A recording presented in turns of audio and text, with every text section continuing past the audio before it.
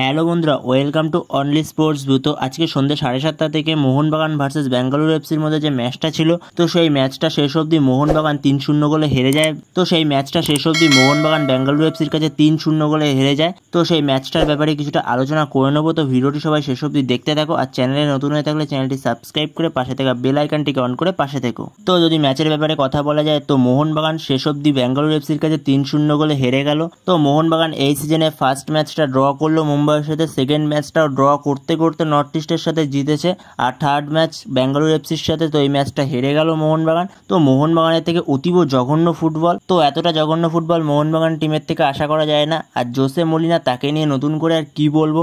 তো সে এখনো পর্যন্ত তো তার নিজের পছন্দের প্লেয়িং ইলেভেনটাই খুঁজে পেল না। প্রতি ম্যাচে নতুন নতুন এক্সপিরিয়েন্স করতে যায়, নতুন নতুন প্লেয়ারকে খেলায়। ডুরান্ড কাপ পেলো, এসিএল পেলো, আইএসএল এর দুটো ম্যাচ খেলা হয়ে গেল, এখনো পর্যন্ত সে তার নিজের সেরা প্লেয়িং ইলেভেনটা খুঁজে পেল না। প্রতি ম্যাচেই কোনো না কোনো প্লেয়ারকে, যেই প্লেয়ার আগের ম্যাচে ভালো খেলছে তো সেই প্লেয়ারকে বসিয়ে দিচ্ছে, অন্য প্লেয়ারকে চান্স দিচ্ছে। জানি না কি করছে, তাকে নিয়ে নতুন করে আর কিছু বলার নেই। যত তাড়াতাড়ি সম্ভব এটা ঠিক করা দরকার। তো আদৌ সে মোহনবাগানের আদর্শ কোচ কিনা, তো সেটাও এখন ভাবনার বিষয়। তো জোসে মলিনাকে যত তাড়াতাড়ি সম্ভব ঠিক করতে হবে এগুলোকে। তো বেঙ্গালুরু এফসি অসাধারণ ফুটবল খেললো আজকের ম্যাচটায়।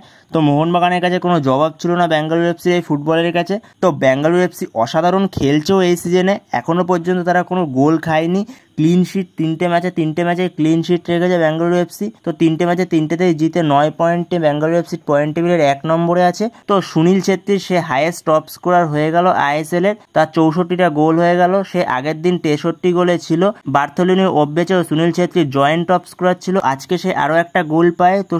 তো সে এখন আইএসএল এর হাইয়েস্ট গোল স্কোরার, তার গোল সংখ্যা এখন 64। তার নিচে আছে বার্থোলোমিও ওব্বেচে 63টা গোল। বার্থোলোমিও ওব্বেচে এখন খেলছে না, সুনীল ছেত্রী এখনো কন্টিনিউ করছে। তো সেই জায়গায় সুনীল ছেত্রীর গোল সংখ্যা 64। তো Sunil Chhetri highest goal scorer ISL এর। তো আরও একটা নতুন রেকর্ড সুনীল ছেত্রী। তো সেই জায়গায় মোহনবাগান খুবই জঘন্য খেলেছে আজকের ম্যাচটা। মোহনবাগানে তো মিডফিল্ড বলে কিছুই ছিল না। অভিষেক সূর্যবংশী সে কী করছিল মাঠের মধ্যে ফার্স্ট হাফটা বোঝা মুশকিল।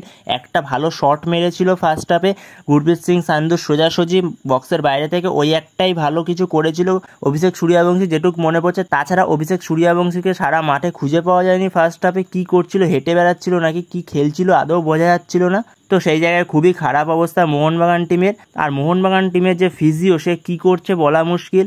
এত চোট মোহনবাগান টিমের মধ্যে। আলবার্টো রড্রিগেজ সে 3টে ম্যাচ হয়ে গেল, এখনো পর্যন্ত সে ফিরতে পারলো না, খেলতে পারছে না। ফিজিও কী করছে বলা মুশকিল। আজকে সাহাল আব্দুল সামাদ সেকেন্ড হাফে মাঠে নামলো, মাঠে নেমে মনে হয় 10 মিনিট মতো সে মাঠে ছিল না, তার মধ্যে তাকে উঠে যেতে হলো।